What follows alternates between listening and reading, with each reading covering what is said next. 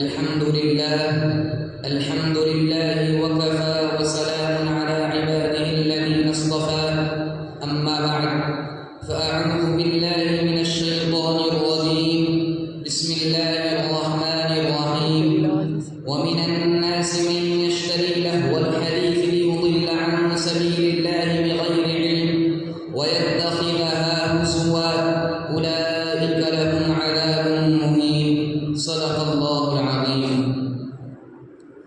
میں نے دیکھا ہے کہ میوزک میں الجھ کر اکثر تم نے اسلاف کی عزت کے کفن بیچ دیے. نئی تہذیب کی بے روح بہاروں کے عوض اپنی تہذیب کے شاداب چمن بیچ دیے.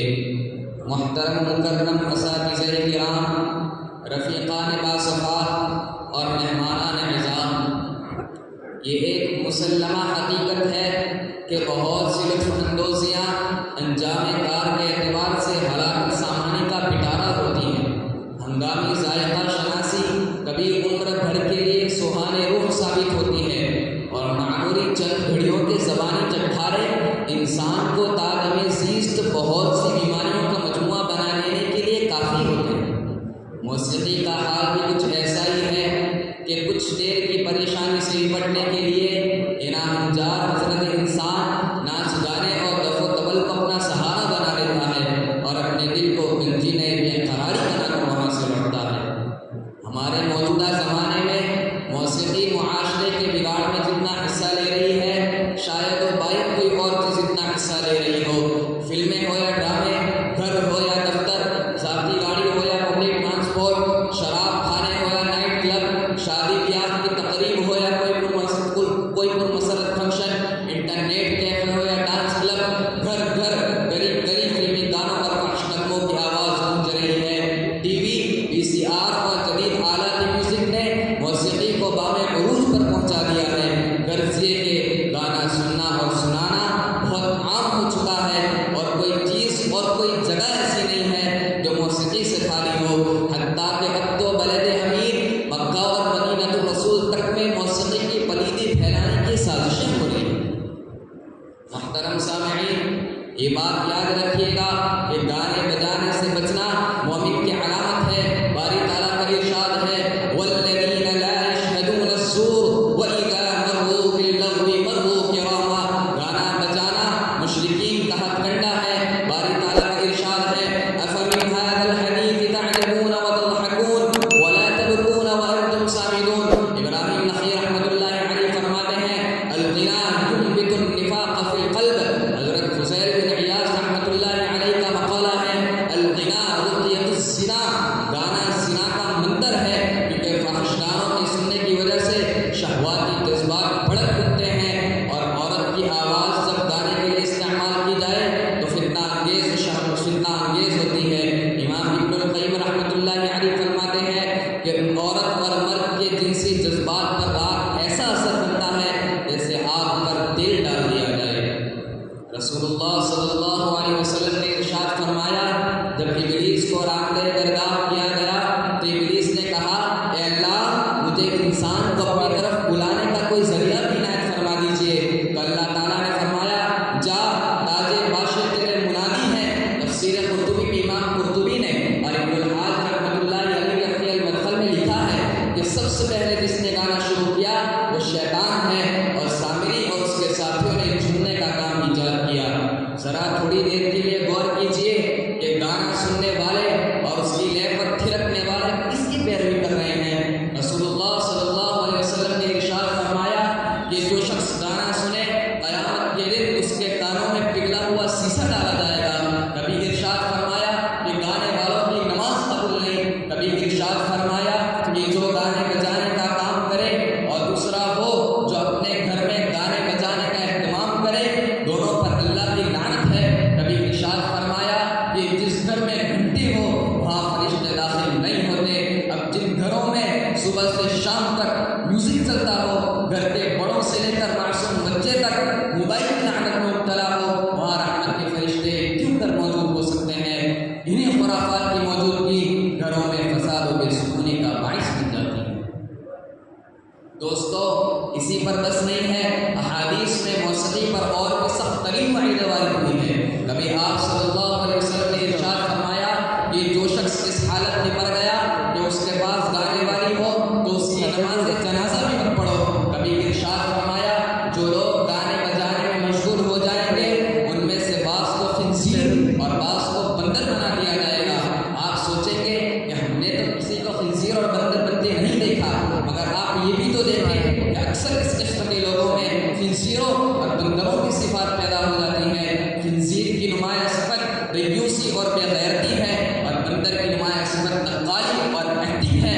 اور آپ دیکھ سکتے ہیں کہ فنکار اور گلوکار اور فنکاروں اور گلوکاروں سے محبت رکھنے والے اکثر و بیشتر بے غیرت، بے حیا، دیوس اور نقال ہوتے ہیں۔ یورپ جہاں ان چیزوں کی کثرت ہے وہاں بے غیرتی کا عالم یہ ہے کہ عریانیت عام ہے، زناکاری کو برا سمجھا ہی نہیں جاتا، حرامی بچے کثرت سے پیدا ہو رہے ہیں۔ ایسے مردوں اور عورتوں کی تعداد نہ ہونے کے برابر ہے جو شادی سے پہلے زنا کا ارتکاب نہیں کر لیتے۔ ہم جنس پرستی کو قانونی تحفظ حاصل ہے، بہن بھائیوں کے سامنے، باپ اولاد کے سامنے، بیٹی والدین کے سامنے عشق لڑاتی ہے، دوست بناتی ہے اور دوستوں کے ساتھ راتیں گزارتی ہے، مگر کسی کو روکنے کی جرت نہیں ہوتی۔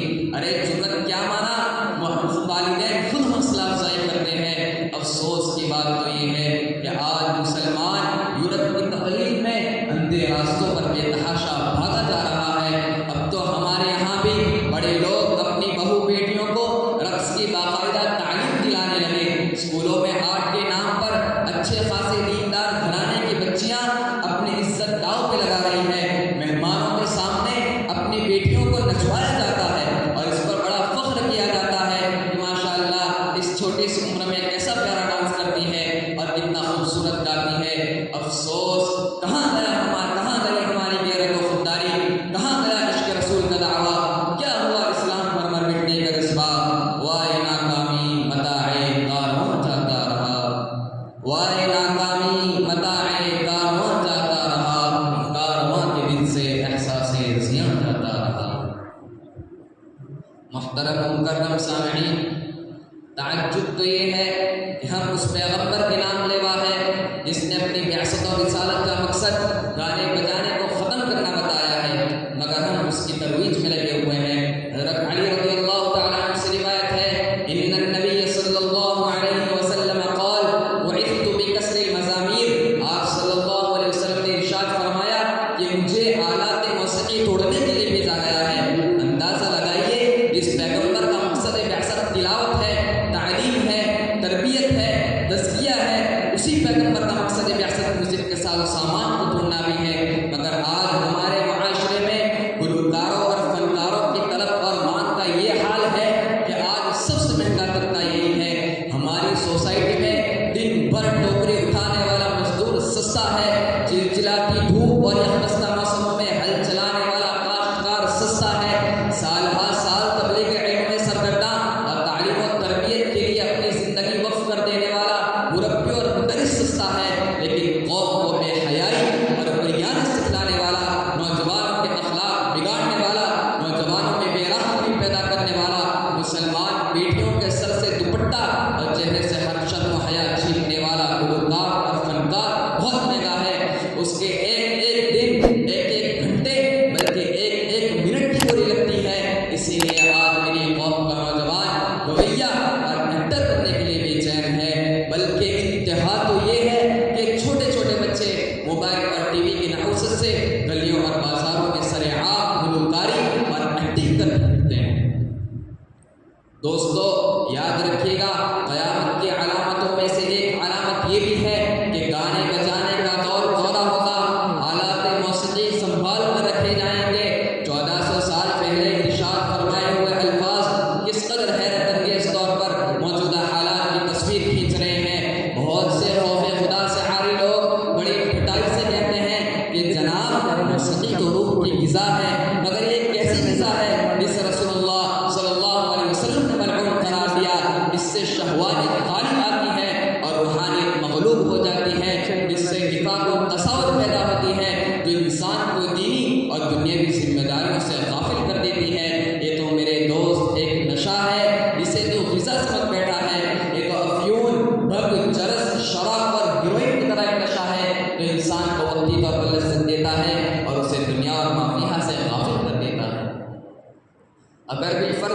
موسیقی غذا ہے تو جان لو یہ شیطان اور شیطان کے چیلے چانٹوں کی غذا ہے، یہ حیوانوں اور موذیوں کی غذا ہے۔ اسی لیے اونٹ اور سانپ موسیقی سن کر طرف میں آ جاتے ہیں، یہ تو قیصر و کسریٰ اور یہود و منوط کی غذا ہے۔ مسلمان کی روح کی غذا تو قرآن کی تلاوت ہے، مسلمان کی روح کی غذا کو اللہ اور اس کے رسول کی حمد و ثنا ہے، مسلمان کی روح کی غذا کو نماز اور ذکر استغفار ہے۔ دراصل بات یہ ہے کہ قوم کا مزاج بدل گیا، یہ قوم جس کی حالت کبھی یہ تھی کہ اسے قرآن سننے میں وجد آتا تھا، اب اسے قوالی میں وجد آتا ہے۔ کبھی اس کے دل کو تلاوت سے سکون ملتا تھا، اب اس کے دل کو موسیقی سے راحت ملتی ہے۔ کبھی اس کی روح کی غذا اللہ کا ذکر ہوتا تھا، اب اس کی روح کی غذا موسیقی ہے۔ اور کبھی اس کی بہنوں اور بیٹیوں کا اجنبیوں کے سامنے جانا ناقابل برداشت تھا، آج وہ ناچتی اور تھرکتی بیٹی پر فخر کرتا ہے۔ پہلے جن کو برا سمجھا جاتا تھا، آج انہیں فنکار، گلوکار، سپر اسٹار اور گرو کے القابات سے نوازا جاتا ہے۔ اور یہ ایکٹر حضرات جب کسی مسلمان ملک کے دورے پر نکلتے ہیں تو ان کا شاہانہ استقبال کیا جاتا ہے۔ افسوس کی بات تو یہ ہے کہ آج علماء و طلباء کے دل سے بھی موسیقی کی قباحت و شناعت نکلتی جا رہی ہے۔ شارٹ کلپ کی نحوست نے ان کو موسیقی کا زہر ایسا پلا رکھا ہے کہ انہیں اپنے مسموم و زرخوردہ ہونے کا احساس بھی نہیں ہوتا۔ اب تو علماء حق کے بیانات بھی اس ناپاک موسیقی سے خالی نہ رہیں۔ اچھی سے اچھی بات کیوں نہ ہو، جب تک بیک گراؤنڈ میں میوزک نہ ڈالی جائے کسی کو چین نہیں آتا۔ بیانات کی ایسی ویڈیوز سے کیا خیر پھیل سکتی ہے جس میں خدا و رسول کی کھلا نافرمانی کی گئی؟ واہ گریگا، واہ حسرتا کہ اب تو اس کو کوئی بولنے ٹوکنے کے لیے بھی تیار نہیں ہے۔ الامان والحفیظ، رکھیو غالب مجھے اس تلخ نوائی میں معاف، رکھیو غالب مجھے اس تلخ نوائی